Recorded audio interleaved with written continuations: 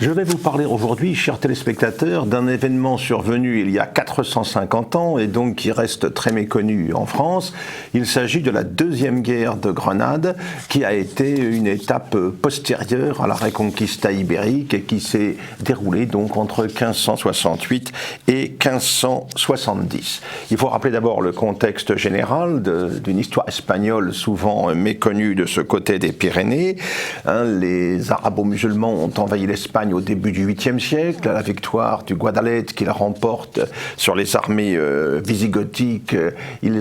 Après cette victoire, ils peuvent entamer une conquête de l'ensemble de la péninsule ibérique qui va être réalisée très rapidement, à l'exception toutefois de certaines régions du nord-ouest, Cantabrique, Asturie, Pays Basque actuel, où dès 722, la victoire remportée par le comte Pelayo à Covadonga marque le premier moment, le point de départ de ce qui va devenir ultérieurement, au fil du temps, la Reconquista. Ce môle de résistance chrétien de la péninsule ibérique dans sa partie nord-ouest va tenir en quelque sorte pendant plusieurs siècles face à une pression musulmane extrêmement puissante, à l'époque de l'émirat, puis ensuite du califat de Cordoue, qui contrôle la majeure partie de ce qui deviendra l'Espagne. Ces petits royaumes ou principautés chrétiens du nord et du nord-ouest vont cependant réussir à préserver leur indépendance et même à entamer très lentement, très progressivement une reconquête et une recolonisation des vastes espaces qui s'étendent entre le Duero et le Tage. C'est un travail évidemment de longue haleine, c'est une histoire marquée par des avancées, des reculs, marquée aussi par le renforcement du caractère religieux de cette reconquête avec l'intervention dans cette histoire de la figure de Saint Jacques, de Santiago, qui vient donner la victoire aux chrétiens lors de la bataille de Clavijo. Mais le véritable tournant s'établit à hauteur de l'an 1000, quand l'ensemble de l'Occident latin connaît un réveil spectaculaire. Eh bien, les royaumes et les principautés chrétiens du nord de l'Espagne sont entraînés dans ce mouvement qui est alimenté également par le succès extraordinaire du pèlerinage de Compostelle. Les souverains chrétiens vont marquer un point décisif en 1085 avec la conquête de Tolède, qui est en quelque sorte le centre géostratégique de la péninsule ibérique sur le Tage. À ce moment, les divisions survenues à l'intérieur du califat de Cordoue semblent le condamner à une perte rapide, mais tout change dès 1086 avec l'irruption en Espagne des Almoravides venus du Maroc, qui un demi-siècle plus tard seront relayés par les Almohades venus aussi du Maroc. Ils vont revitaliser en quelque sorte l'islam ibérique, l'islam andalou, et c'est une période de confrontation majeure qui va s'ouvrir alors entre le XIe et le XIIIe siècle sur cette partie de l'Europe, sur ce sud-ouest de l'Europe, se déroule la lutte qui se déroule au même moment en Terre Sainte, en Orient, dans le cadre des croisades. Finalement, il y a une date tournante, en juillet 1212, c'est la victoire de Las Navas de Tolosa qui ouvre la voie à une grande reconquête qui va permettre de reprendre l'ensemble de la péninsule, à l'exception du petit royaume de Grenade, le petit royaume nasride de Grenade, qui va encore résister pendant un peu plus de 2 siècles à la pression chrétienne. Finalement, quand le mariage entre les rois catholiques Ferdinand et Isabelle fait l'unité de l'Espagne, quand Castille et Aragon sont ainsi réunis, eh bien ils peuvent mettre en commun leurs forces pour en finir avec cette position résiduelle de l'islam andalou, mais ce sera le résultat d'une longue guerre qui va s'étirer de 1480 à 1492, mais dans les premiers jours de janvier 1492, eh bien les rois catholiques vont recevoir les clés de la ville de Grenade. Boabdil, le dernier roi mort de la ville, va partir pour le Maroc et l'unité de l'Espagne se trouve ainsi faite. Alors, se pose à ce moment-là un problème, c'est celui de l'unité religieuse de l'Espagne ainsi constituée.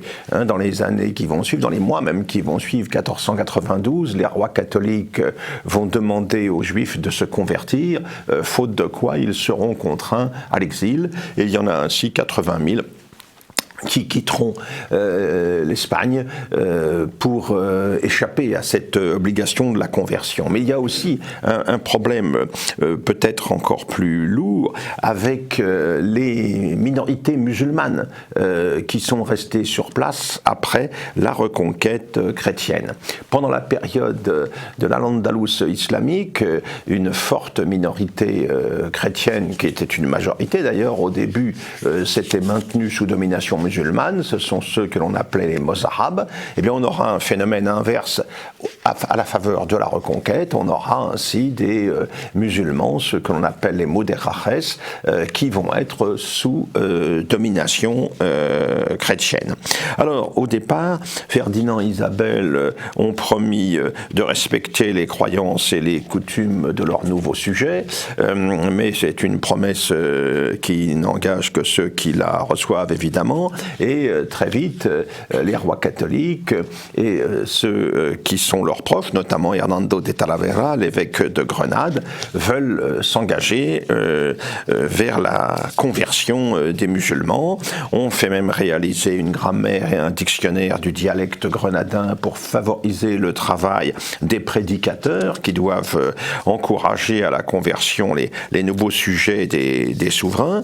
Et puis, au fil du temps, eh bien, la pression est beaucoup plus forte, notamment du fait de l'Inquisition qui est apparue dès 1478, et le grand inquisiteur de l'époque, Thomas de Torquemada, lui, réclame une conversion rapide des nouveaux sujets des souverains catholiques. Ceux-ci vont résister pendant plusieurs années, jusqu'en 1499, mais à partir de cette date, on commence à réaliser un certain nombre de baptêmes forcés.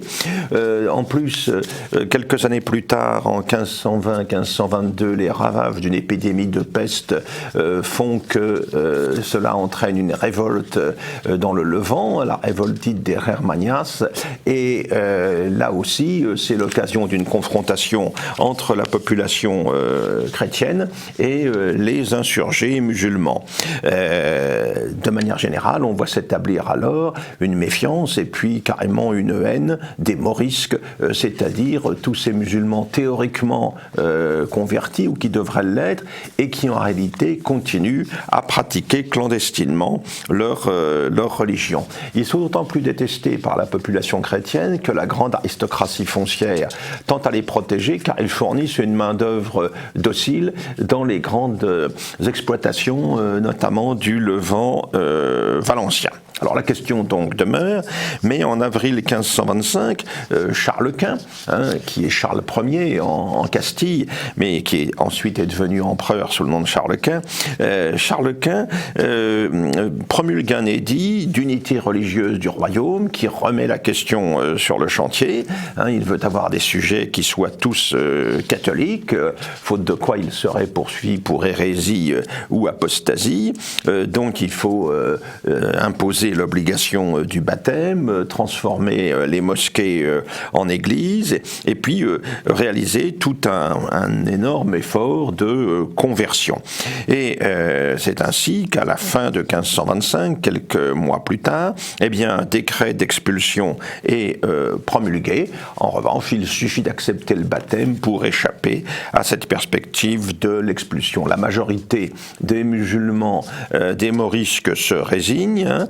Il y a bien une petite minorité qui prend les armes, qui constitue une sorte de maquis dans la Sierra de Espadan à proximité de Valence en 1526, mais tout cela est progressivement réprimé. Charles Quint toutefois est réaliste, il voit bien que les choses ne vont pas se faire immédiatement, en l'espace d'une génération, et en 1526, lors d'une réunion tenue au couvent madrilène San Francisco, eh bien, on suspend un certain nombre d'interdits relatif à la pratique de la langue et au costume dont on se vêt, et on laisse un délai de 40 ans pour que puisse se réaliser l'assimilation donc de cette minorité morisque. Combien sont-ils, ces morisques? Dans une Espagne qui fait à l'époque 8 millions d'habitants, ils sont encore 300 000, conservant une forte identité culturelle et religieuse. Ils sont implantés principalement en Andalousie, ils sont implantés en Extrémadure, également dans le Levant, également dans la vallée de l'Èbre. Les autres régions d'Espagne ne comptent que très peu de musulmans. Dans leur majorité, ces morisques constituent une population modeste d'artisans, de muletiers, de maçons et surtout de jardiniers, d'agriculteurs qui sont employés sur les grands domaines nobiliaires de l'époque. Alors il faut faire effort pour réussir à les convertir, à les transformer. On va mettre en place, on va éditer des catéchismes bilingues, là encore pour favoriser le prosélytisme. On va également leur laisser, je l'ai dit, un délai pour une assimilation complète. Alors certes, l'Inquisition veille au grain, mais comme l'ont bien montré Bartholomé Benassin et Marie-Josée Marc, sur la seule Andalousie, où vivaient 150 000 musulmans, eh bien, il y aura en à peu près un siècle seulement 1500 affaires instruites par l'Inquisition pour pratique clandestine de l'islam. Autant dire que c'est très peu de choses. Dans la réalité, c'est l'attentisme qui prévaut. On pense qu'avec le temps, l'assimilation va se réaliser à travers une conversion progressive au catholicisme. Il faut rappeler qu'à l'époque du califat de Cordoue, au Xe siècle, au début du Xe siècle, il y avait encore 2/3 de chrétiens mozarabes dans l'Al-Andalus musulman, et qu'à la fin du siècle, ils étaient moins d'un tiers, dans la mesure où les conversions s'étaient multipliées. Donc on espérait un scénario comparable. Alors cela dit, les intéressés, eux, ne l'entendent pas de cette oreille et continuent à pratiquer leur langue, l'al-Arabia, dont on a fait en français le mot charabia. Ils respectent les interdictions alimentaires. On ne mange pas de viande de porc, on ne boit pas de vin, on respecte le jeûne du Ramadan. Et puis surtout, ce qui est important, c'est que chez ces musulmans d'Espagne, évidemment, prospère l'idée d'une nécessaire revanche, car la lutte continue en Méditerranée. La reconquête de la péninsule, ce fut une chose à la fin du XVe siècle, mais au XVIe siècle, comme le disait très bien Fernand Braudel, la Méditerranée est le cœur violent du monde.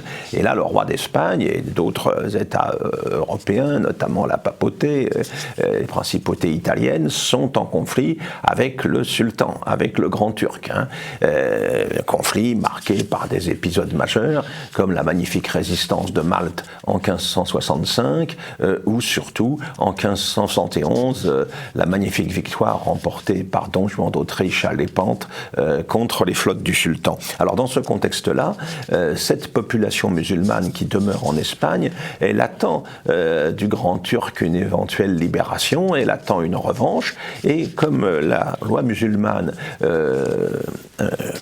encourage à la pratique de la taqiyya, la pratique du secret, quand on est en pays hostile, en pays ennemi, eh bien on peut tout craindre effectivement de cette population demeurée musulmane. D'ailleurs, des soulèvements ont eu lieu, j'en ai évoqué certains, notamment à Valence en 1526, mais les choses vont être beaucoup plus graves à partir de 1568 et jusqu'en 1570, quand se déroule la deuxième guerre de Grenade, à un moment où le roi d'Espagne, Philippe II, veut imposer la volonté formulée par son père en 1525. On avait laissé 40 ans aux populations morisques pour réaliser une complète assimilation. Eh bien, Philippe II veut maintenant réaliser pour de bon pour l'unité religieuse du royaume.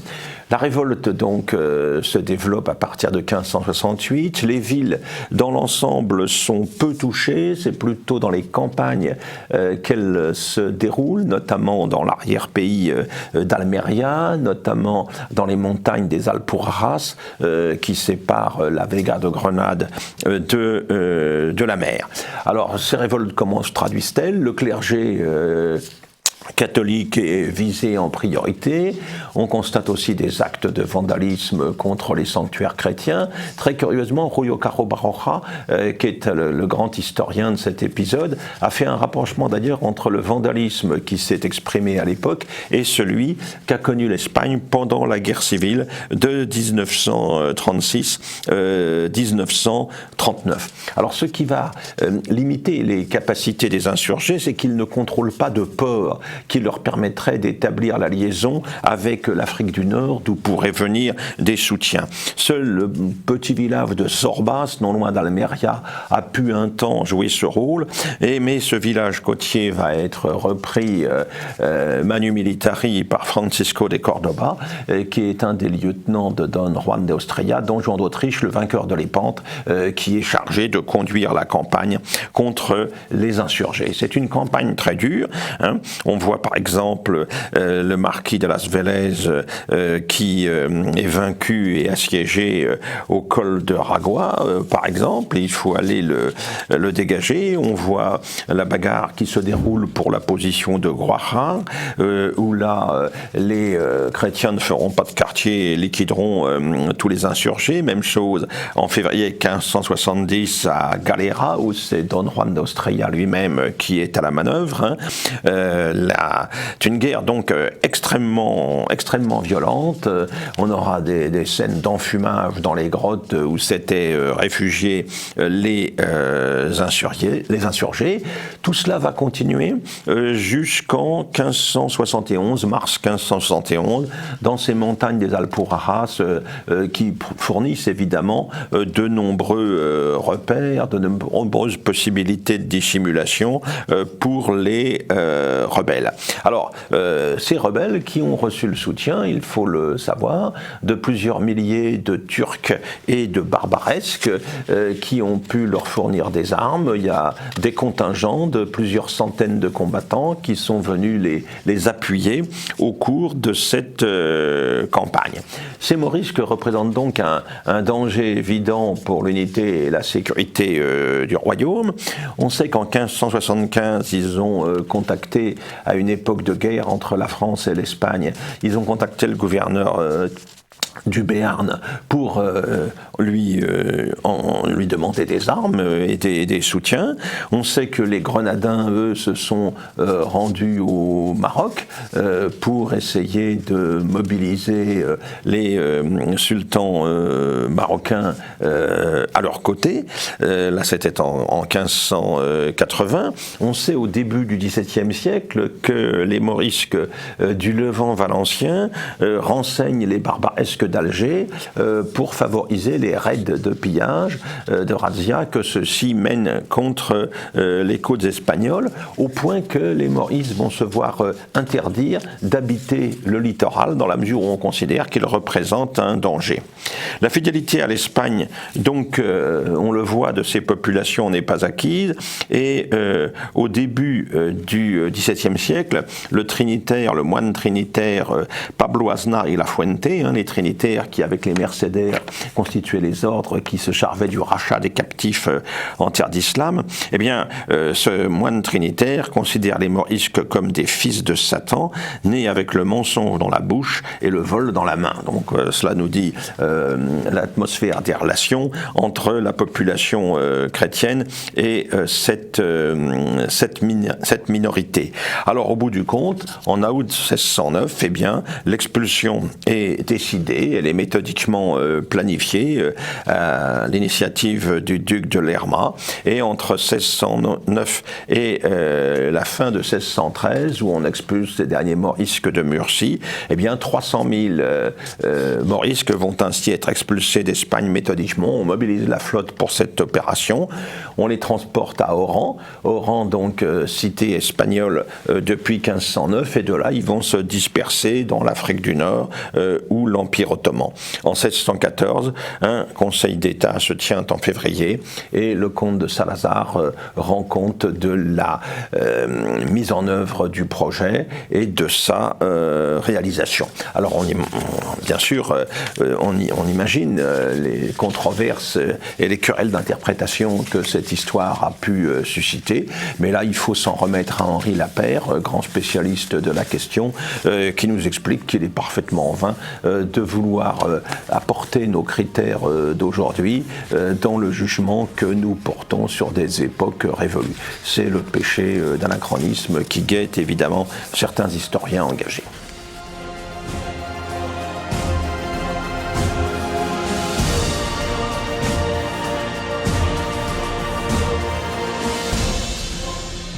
Le récit de la vie de Marie Marvin, lors de notre dernière rencontre, m'a donné envie de vous parler de l'aviateur Hubert Latham. Rappelez-vous, c'est lui qui apprend à piloter à Marie, comme d'ailleurs de nombreux passionnés de cette nouvelle discipline qu'est l'aviation. Hubert Latham est issu d'une famille bourgeoise, une famille d'armateurs du Havre. Il est né à Paris, dans le 8e arrondissement, le 10 janvier 1883, mais il séjournera la plupart du temps dans le château familial de Maillebois, près de Dreux. Il bénéficie d'une éducation conforme à son milieu, est envoyé en Angleterre pour poursuivre des études à Oxford. En effet, il est d'origine anglaise par son père. Les Latham sont une vieille famille de nobles anglais qui a fait souche en France depuis fort longtemps, mais Latham se dira toujours français. Sa mère, quant à elle, est petite fille du banquier James Mallet, de la dynastie des Mallet, fondatrice de la première banque privée française. Bref, Hubert est donc envoyé en Angleterre où il goûte à tous les sports en vogue, comme évidemment l'aviron, le yachting, l'aviation et l'aérostation, c'est-à-dire le ballon. Très vite, il est passionné par ce sport. Pourtant, il souffre d'albuminurie, une maladie chronique qui l'affaiblit et qui nécessite des séjours sous des cieux plus chauds et une hygiène de vie saine. Mais Latham, hormis des séjours au soleil réguliers, fera rarement ce que lui conseillent les médecins. Ce sera par exemple un fumeur invétéré toute sa vie.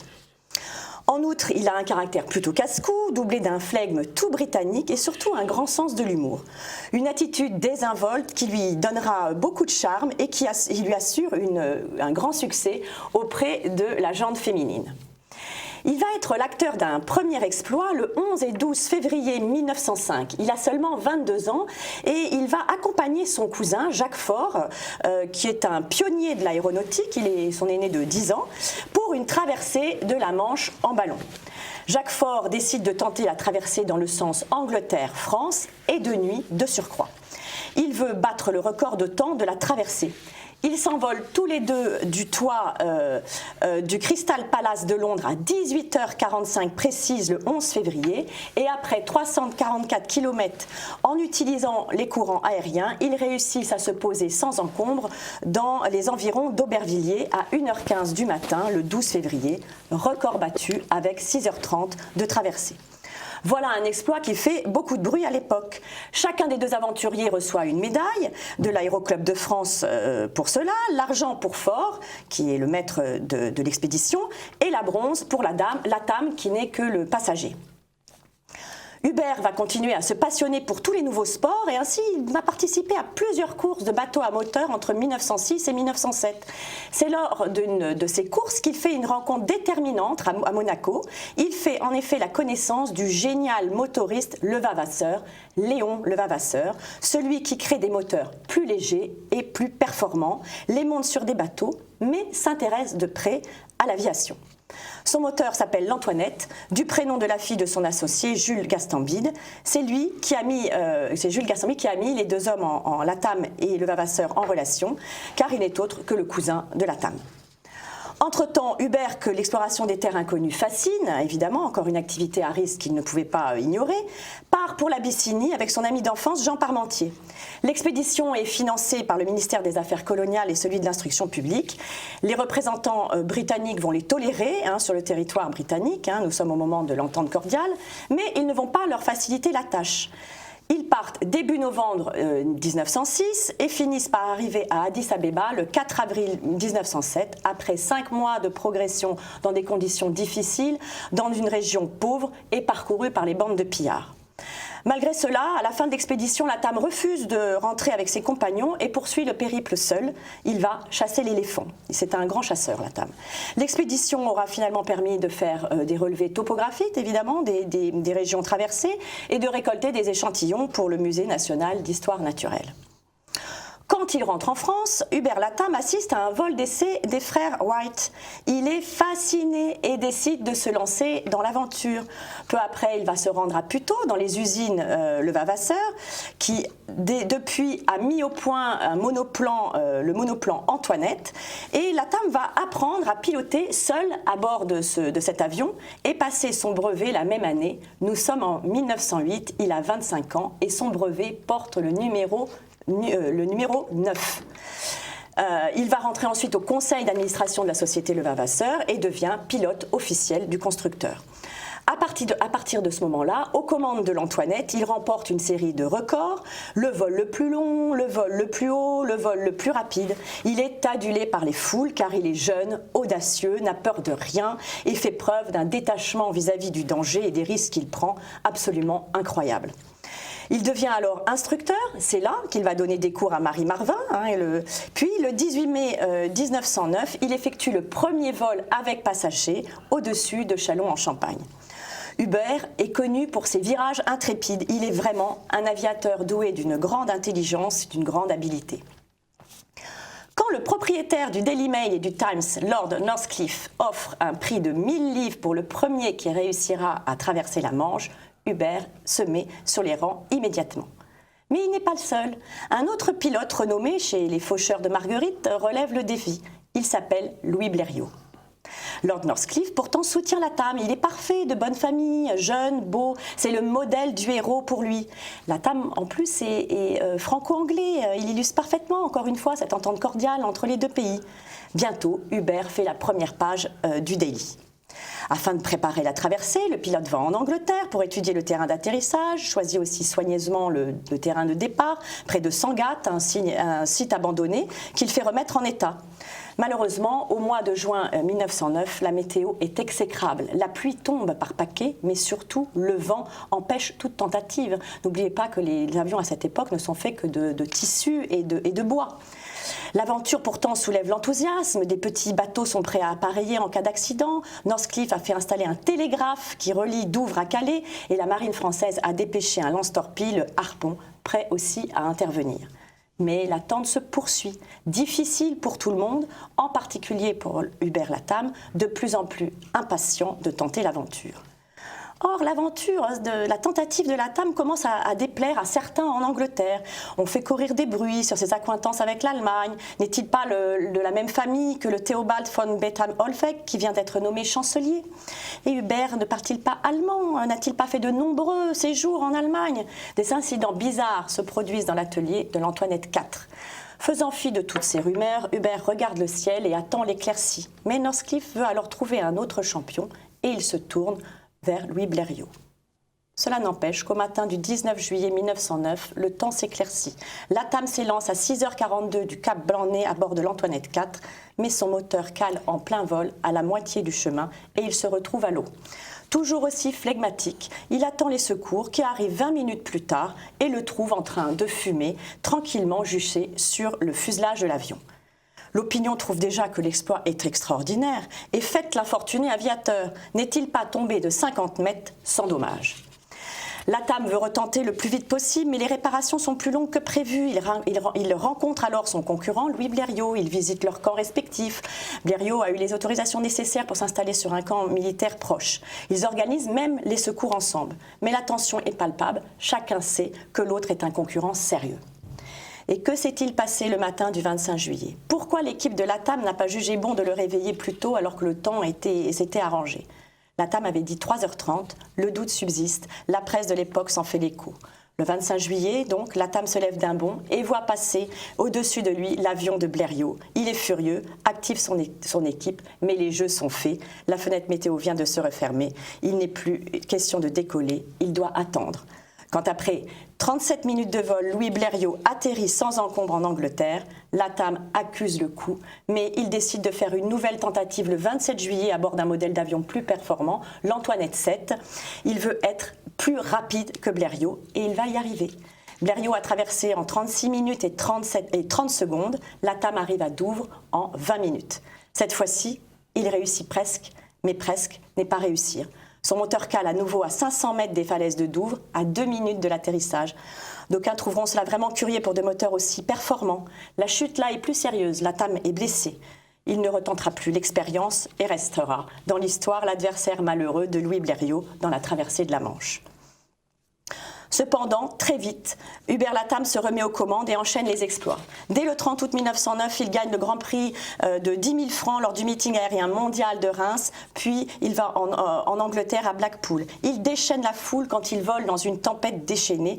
Il bat plus tard à Mourmelon le record d'altitude en atteignant 1100 mètres.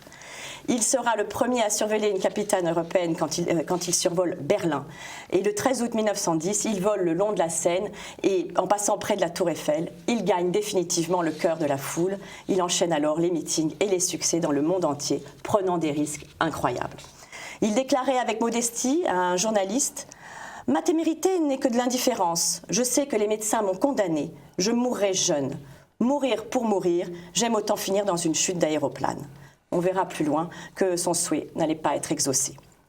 Latam est un modèle pour les garçons et un prince charmant pour les filles. D'ailleurs, de ce côté-là, on lui connaît une longue histoire, une longue liaison avec la belle et talentueuse styliste irlandaise Hélène Gray, qui vivait à Paris.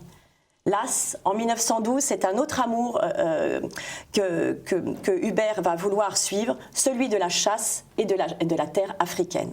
Il embarque le 29 décembre 1911 pour le Congo et arrive à la mi-janvier. Il commence à remonter le fleuve en partant de Brazzaville et veut terminer à pied jusqu'à Fort Archambault. Il a engagé de nombreux porteurs dans son convoi.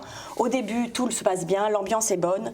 Et puis, on voit dans son journal qu'il prend beaucoup de photos, il chasse peu finalement. Et il a des contacts avec les militaires de la région. Tout semble suivre son cours jusqu'au mois de mars, où l'ambiance se dégrade entre Latam et un nouveau venu qu'on lui a conseillé de recruter car il connaissait bien la région, le sergent Moussa Koulibaly. Ce sergent est violent et peu à peu les relations se dégradent entre les deux hommes. Latam est obligé de le sanctionner durement. En outre, sa santé se dégrade et il se soigne à grand renfort de quinine et de whisky. Sur le chemin du retour, après être passé à Fort Archambault et se dirigeant vers Fort-Lamy, il blesse un buffle mais le laisse s'échapper à cause de la pluie. Le lendemain, il part le chercher avec un homme seul et la suite est floue. Selon le témoignage unique de Koulibaly, l'aviateur chasseur se serait fait charger et serait mort après avoir été projeté 3 fois en l'air par le buffle. Quand son corps fut examiné par les militaires, ils n'y trouvèrent pourtant qu'une seule blessure à la tête et aucune blessure sur le corps, accréditant le meurtre par l'un de ses nombreux porteurs. Hubert Latam a été inhumé au Havre dans le cimetière Sainte-Marie. Une statue haute de 3 mètres a été érigée en sa mémoire entre Calais et Boulogne-sur-Mer. Œuvre du sculpteur Georges Vergès, elle a été inaugurée le 13 août 1922 en présence de sa mère et de sa sœur.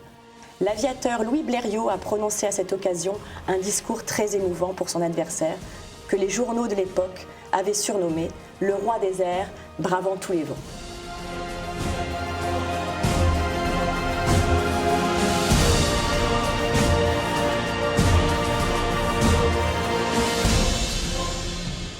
Chers téléspectateurs, je suis très heureux de recevoir aujourd'hui François-Bernard Huyghe, qui a publié il y a quelques mois déjà Un art de la guerre idéologique aux éditions du Cerf. Le sujet est d'une actualité évidemment brûlante et je pense qu'il va nous apporter des éclairages précieux sur les évolutions en cours dans ce domaine. Alors François-Bernard Huyghe, vous êtes directeur de recherche à l'IRIS, vous avez publié déjà plusieurs ouvrages consacrés à la communication. Vous êtes un petit peu sur le même créneau que Régis Debray et mon ami et sa médiologie. Donc vous avez effectivement pas mal de choses à nous dire sur la situation actuelle de la communication, des médias et des affrontements idéologiques qui sont actuellement en cours, même s'ils ne sont pas toujours clairement présentés ou sinon ils ne se manifestent pas de manière ouverte, mais en subliminal, on voit bien que beaucoup de choses se passent par les temps qui courent. Mais avant d'en venir à l'analyse de la situation actuelle, j'aimerais que vous nous donniez votre définition de la guerre idéologique, parce que la guerre, tout le monde comprend très bien ce dont il s'agit.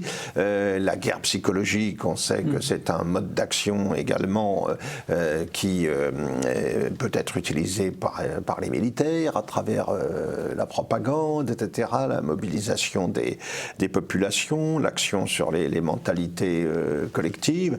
Mais quel est le caractère ou quels sont les caractères spécifiques de la guerre idéologique ? Alors, il faut que je fasse une petite explication des termes, parce que chaque mot est piégé dès qu'on rentre dans ce domaine-là. Alors, la guerre idéologique, c'est presque une tautologie, puisque c'est la forme, je dirais, spirituelle ou intellectuelle de l'affrontement politique entre des groupes humains. Voilà. Mao disait que la guerre, c'était la politique avec effusion de sang.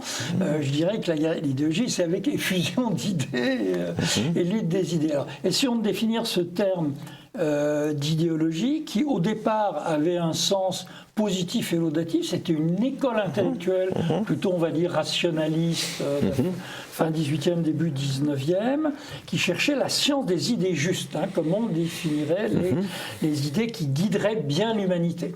Et puis, il y a eu un premier sens que j'appellerais par commodité napoléonien, puisque ces temps, ils sont fâchés avec l'empereur, disons, se sont opposés à lui, et Napoléon a qualifié d'idéologues les gens qui avaient des idées fumeuses. Alors, dans l'usage courant, on va dire, vous êtes un idéologue, moi je suis dans la réalité. C'est une façon de discréditer le discours adverse comme absurde, fumeux, sans rapport avec la vérité, tandis que nous serions des pragmatiques, des empiriques, des raisonnables, des scientifiques. Je ne crois pas ça du tout. Nous sommes tous dans l'idéologie, je suis dans l'idéologie.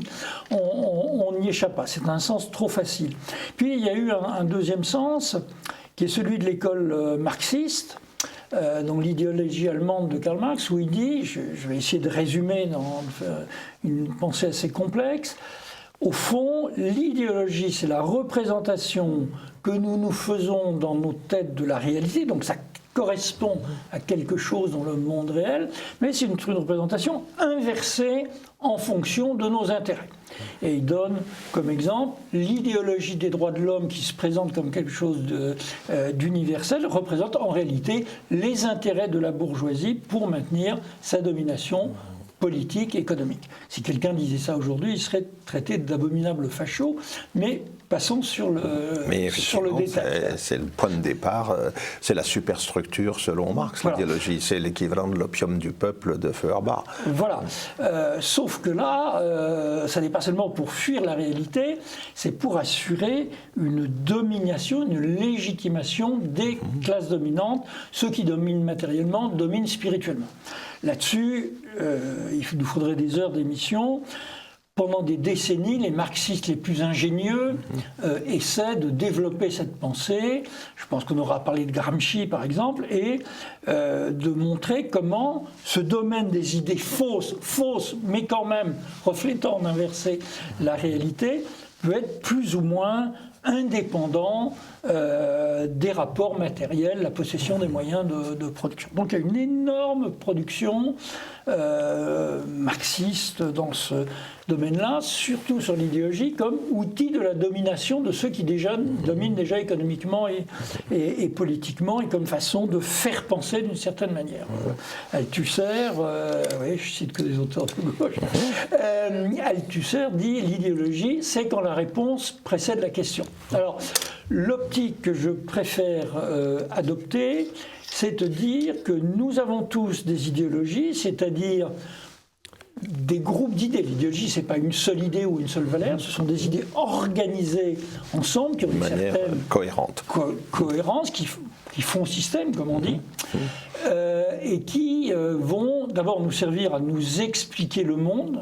Voilà, si nous savons que tout est de la faute du patriarcat blanc, mâle, hétérosexuel, c'est l'essentiel. Nous avons une explication des malheurs du monde, mais où nous pouvons penser que ce sont les crises du capitalisme, où nous pouvons penser que c'est la vilaine influence du gauchisme culturel. Voilà. Donc nous avons une explication de l'état du monde. Et ça a d'autres avantages d'idéologie. Nous avons des copains. Je veux dire, nous partageons une idéologie, une vision du monde et des objectifs politiques avec une communauté qui a des croyances plus ou moins communes. Je dis plus ou moins parce que dès qu'on commence à gratter, on s'aperçoit que tout ça n'est pas si cohérent, mais et nous avons aussi des ennemis ou des adversaires, puisque tout le mal dans le monde vient de ceux qui se pensent mal, donc de ceux qui ne pensent pas comme nous, et l'idéologie va souvent, si elle est élaborée, nous donner des moyens de vaincre l'adversaire idéologique et de répondre à la question que faire. Alors cette question, elle est d'une actualité brûlante, on voit bien aujourd'hui le développement d'un certain nombre de modes intellectuels, d'un certain nombre de références qui bouleversent complètement les représentations généralement admises. On le voit aux États-Unis avec la remise en cause de l'histoire, y compris chez nous également. C'est-à-dire que l'idéologie est devenue aujourd'hui un enjeu essentiel en termes de pouvoir ou de conquête du pouvoir. Elle l'est devenue, elle revient à grande vitesse. Voilà. Elle revient même après la pandémie. Alors, ce qui est assez surprenant, parce qu'on aurait pu se dire, au lendemain du confinement en France... On va passer à autre chose. Ou au moment... On va devenir sérieux. Ou aux États-Unis, on aurait pu se poser des questions sur l'État-providence, les limites du pouvoir sur notre vie, nos libertés, le libéralisme. On aurait pu se poser énormément de questions idéologiques ou le retour des frontières et de la nation, par exemple. Mais ce qui va envahir, ce qui va faire l'agenda, comme disent les gens de médias, ce seront des questions venues des États-Unis, qui sont un petit peu un retour à l'expéditeur, parce que si on remonte très en avant dans les années 70, cette idée de critiquer le pouvoir et le savoir dominant remonte, on va dire, à Foucault. C'est la déconstruction de la fameuse école française. Voilà, qui est beaucoup plus puissante aux États-Unis que chez nous. Qu'en France, et qui nous est revenue sous une forme idéologique bizarre, puisque... Alors, on peut la dire de gauche, mais c'est d'une gauche qui a abandonné totalement la dimension sociale. La dimension sociale. La classe ouvrière est bien loin. Déteste la classe ouvrière, suspecte de populisme. De tentation populiste. Voilà. Une gauche, entre guillemets, ou une post-gauche, je préfère dire une post-gauche, qui choque beaucoup d'ailleurs une certaine gauche européenne plus traditionnelle qui est pour les progrès de la raison, l'universalisme. Oui, la gauche républicaine à la Chevènement. Républicaine, qui est parfois fort sympathique, mais qui en ce moment souffre beaucoup. Est à la peine, oui. Est à la peine, pour dire le moins. Et en fait, ces thèmes vont envahir les esprits, vont envahir le vocabulaire. La question de la langue est importante. Imposition de l'écriture inclusive, qui est vraiment pour vous obliger à faire soumission. C'est ça. C'est un signe.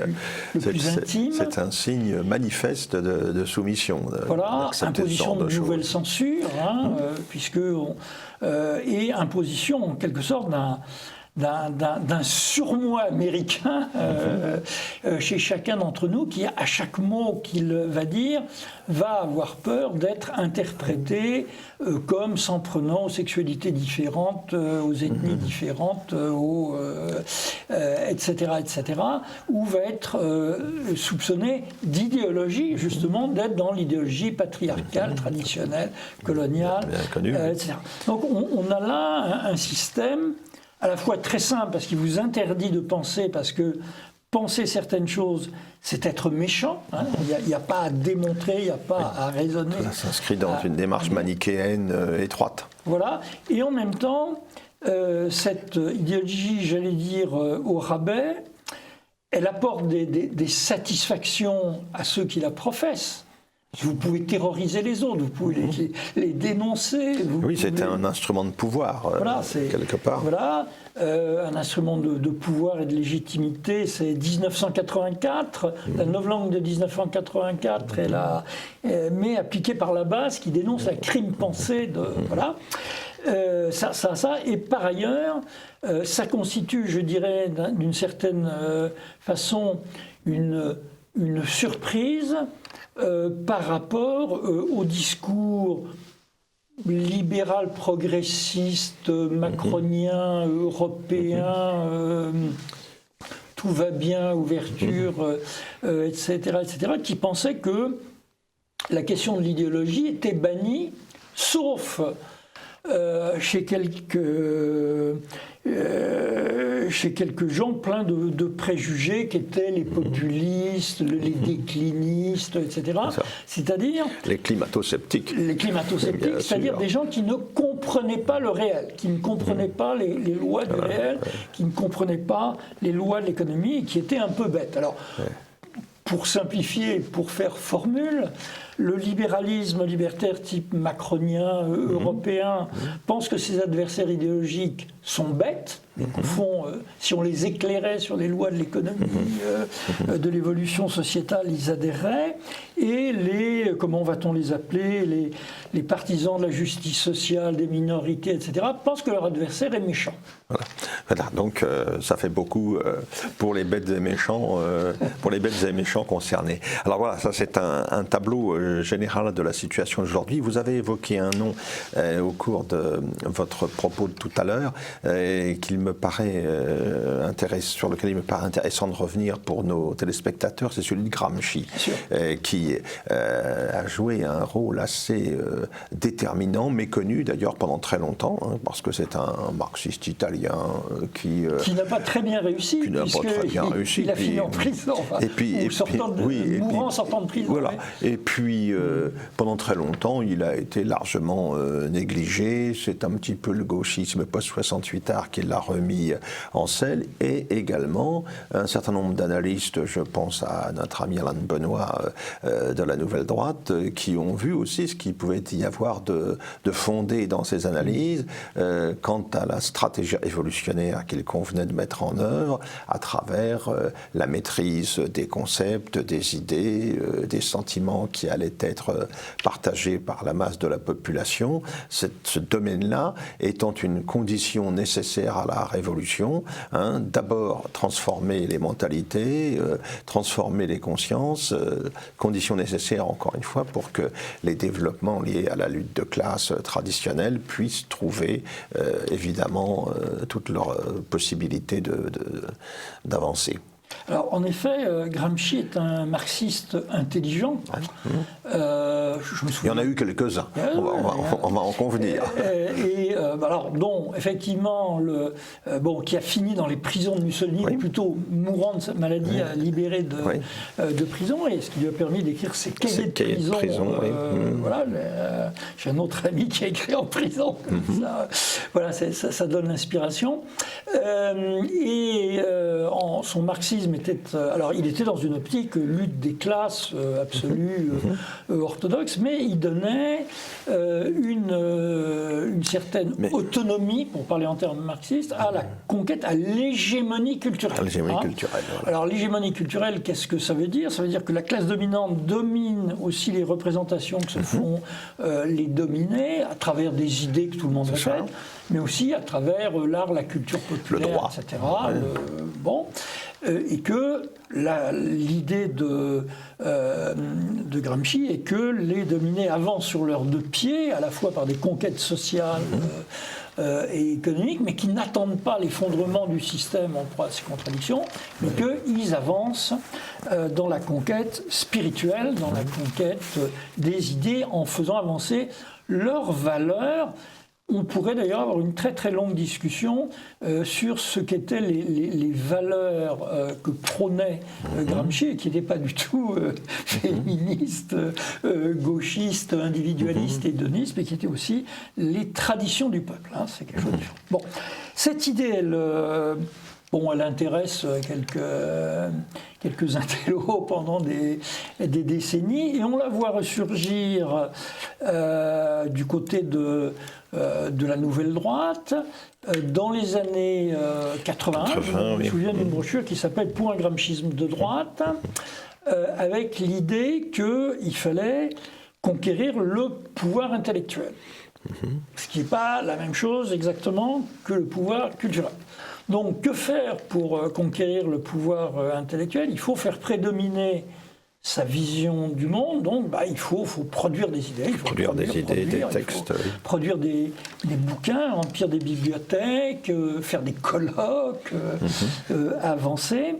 Au fond, il s'agit, mais alors dans l'optique, l'interprétation que je fais de cette première lecture de ce qu'il est convenu d'appeler la nouvelle droite dans les années 80, il s'agit au fond, un peu dans une optique de défense contre une gauche marxiste qui monte, de convaincre les intellectuels, peut-être les classes dominantes, les politiques, de les armer intellectuellement face à la montée du marxisme culturel ou des 68 ans. Il y a un grand besoin. Voilà. Alors,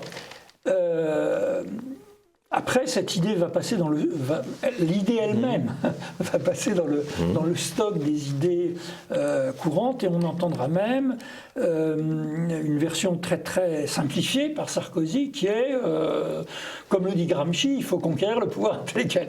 Ça, c'est une version hyper simplificatrice. Alors d'abord parce que veut dire conquérir le pouvoir intellectuel, avoir les meilleures idées?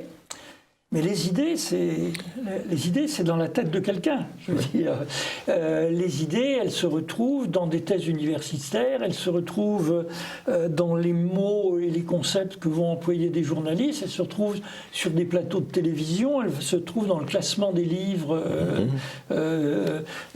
dans un kiosque de gare, et elles se retrouvent à travers qui sont les gentils et qui sont les méchants dans les feuilletons télévisés. Hein. Donc c'est quelque chose de beaucoup plus compliqué que d'avoir une bonne production théorique. Alors, donc, moi je crois que l'idéologie, c'est l'affrontement, la désignation de l'adversaire, la légitimation auprès de certaines catégories, parce que il y a aussi une base sociale.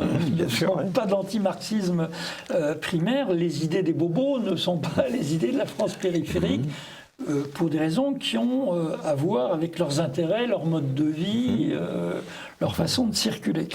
Donc, alors, une idéologie, c'est fait pour se répandre. Hein. C'est un type d'idée particulier dont la vocation est de conquérir de nouvelles têtes, et donc d'être forcément prosélyte, ce qu'elle a de commun avec certaines religions, mais pas toutes.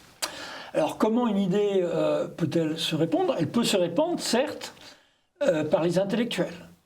Mais les intellectuels qui remplissent des rangées de livres brillants, c'est très très bien, mais qui va les commenter? Quelle va être la moyenne et la basse intelligentsia, là je reprends des termes de Debray, qui vont répandre cette idéologie? Alors, on a des exemples très, très évidents dans les universités américaines, où ce pouvoir a été pris par les indigénistes, les féministes, minorités, les LGBTistes, les social justice warriors, les guerriers de la justice sociale, qui se sont emparés de concepts français, la critique des pouvoirs de Foucault, la critique de savoir des choses très très savantes, pour en faire une version, je dirais, beaucoup plus accessible à tout cerveau moyen, qui consiste à dire que tout est de la faute des méchants colonialistes blancs, mâles, pleins de préjugés, et que l'État est livré au racisme systémique. Des idées beaucoup plus simples, applicables, j'allais dire, par n'importe quel imbécile. Voire simplistes. Simplistes, et qui donnent à n'importe quel imbécile l'illusion de l'intelligence. D'atteindre au sommet de la pensée critique. Voilà, c'est ça. Ça, c'est une piste. Alors, comment est-ce que... Alors, ce sont des groupes qui se sont entraînés. Ce sont des groupes qui se sont entraînés dans les publications savantes, dans les nominations, qui ont été soutenus par des contre-pouvoirs et des groupes qui allaient chahuter tel prof qui avait eu l'audace de dire cela. Bon, il y a toute une histoire à faire de la conquête des universités américaines. Oui, qui reste une histoire à faire, et on en aurait bien besoin actuellement. Il y a un épisode important. Critical Theories, Cynical Theories, qui vient de sortir aux États-Unis, qui raconte un peu ça. Donc ça serait un travail vraiment médiologique de voir comment des idées conquièrent des têtes. Est-ce que ça passe par le doyen de la fac? Est-ce que ça passe par les assistants? Est-ce que ça passe par les revues savantes? Est-ce que ça passe par aussi le ciné-club culturel ou l'association féministe, etc. Et puis la presse officielle, entre guillemets. Alors, les médias vont être conquis largement par ces idées. Alors il y a eu des tas de sondages sur ce que votaient les journalistes dans les écoles de presse, et évidemment ça n'est pas la même chose que ce que vote le peuple d'électeurs, les chauffeurs de taxi, ou les épiciers, ou les ouvriers, avec un décalage, alors à la fois très nettement à gauche, bien sûr, si tant est que ce terme ait encore du sens, et surtout en faveur de ces idées, je dirais, pseudo-critiques, qui expliquent que nous souffrons d'une domination qui vient au fond, qui vient des idées fausses des gens, puisque là on ne parle plus du tout en termes d'intérêt matériel, de lutte des classes, etc. Donc c'est beaucoup plus gratifiant. Donc on va voir ces idées conquérir les médias, parce que ce sont des idées faciles à adapter, qui donnent une posture assez facilement, là aussi avec lesquelles on va se faire beaucoup de copains en apparaissant comme un révolté. Ce sont des idées qu'on va retrouver, je ne sais pas moi, dans le milieu du cinéma. Ce sont des idées qu'on va retrouver dans le monde de la publicité ou dans le monde des mass médias ou par exemple de Netflix. Je lisais un article très intéressant là-dessus en venant dans le métro dans Front Populaire, qui faisait une très bonne critique de la façon dont on va à quelque chose qui est entre le politiquement correct et l'absence de pensée pseudo-critique va conquérir les producteurs de cinéma qui vont introduire cette vision dans leur feuilleton. Regardez qui est le méchant dans les feuilletons, et vous verrez très bien ce que je vais dire. Une répétition régulière des mêmes modèles et des mêmes idées reçues. Par exemple, ou la façon également de faire ce qu'on appelle l'agenda, c'est-à-dire de traiter de certaines thématiques, même dans des feuilletons télévisés, policiers. Pour lesquels ça n'a rien à voir. Je pense en particulier à un très très vieux feuilleton qui a fait des années comme ça sur toutes les télés américaines, qui a été diffusé dans le monde entier, qui s'appelait Law and Order. Alors, Law and Order, on peut se dire que c'est un truc de droite. A priori, voilà. On se New méfie York pas. Police judiciaire ou je ne sais plus quoi, et qui au fil des années introduit chaque fois une thématique dite sociétale, où les problèmes d'homosexuels, de couples gays, la protection des minorités, d'ex-Black Panther, etc., vont intervenir Ouais. et dire où est le bien. Alors, il nous reste peu de temps. Nous voyons bien aujourd'hui ce qu'est l'idéologie dominante, ses principales caractéristiques, comment elle s'est progressivement installée. Est-ce que vous voyez les signes de l'émergence d'idéologies concurrentes qui pourraient remettre en cause la situation actuelle ? Alors, si on va du côté des intellectuels ou de la production intellectuelle, évidemment, oui. Bon, je vous disais tout à l'heure que je lisais Front Populaire, la revue de Michel Onfray, oui. Dans le métro en venant ici. Il est évident qu'il y a là, c'est pas une école, c'est une ébauche, c'est un rassemblement se réclamant de valeurs qui sont celles de la République, une certaine égalité, une certaine liberté, une certaine fraternité, mais aussi du souverainisme, qui vont critiquer ce monde et critiquer ce pouvoir. Et on va retrouver ça, ce pouvoir de critique. Alors, il ne faut pas non plus avoir une vision totalement catastrophiste et se complaire dans le « on ne peut plus rien dire ». Il est évident que si vous regardez CNews, vous allez...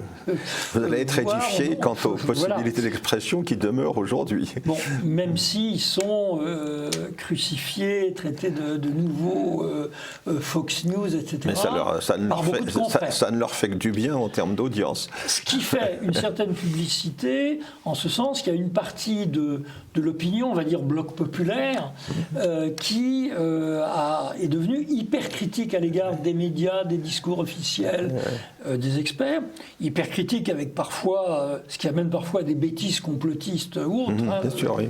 Être critique, c'est pas toujours être intelligent, mais qui est dans ce sentiment qu'on ne nous dit pas la vérité, qu'on est dans le déni et que c'est une bande de bobos, enfin je caricature, qui a pris le pouvoir intellectuel. Qui fixe les normes. Alors, le problème, revenons-en à ce problème du gramscisme, c'est que, voilà, il faut faire le pont entre les forces spirituelles et les forces sociales, pour parler comme lui. Alors, les forces sociales, on les a vues.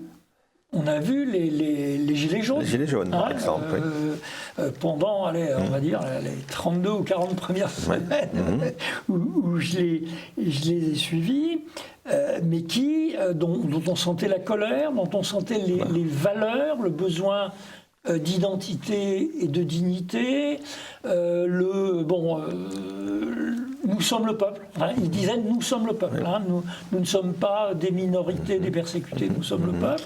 Donc il y avait des éléments, et ça n'a pas coagulé, faute de chef, faute de mode d'expression, et faute de direction idéologique, et faute de gens pour faire le travail. Merci beaucoup François-Bernard Huyghe. Nous arrivons à l'issue de cet entretien. Je rappelle le titre de votre ouvrage, L'art de la guerre idéologique, publié aux éditions du Cerf. Merci beaucoup. Merci à vous.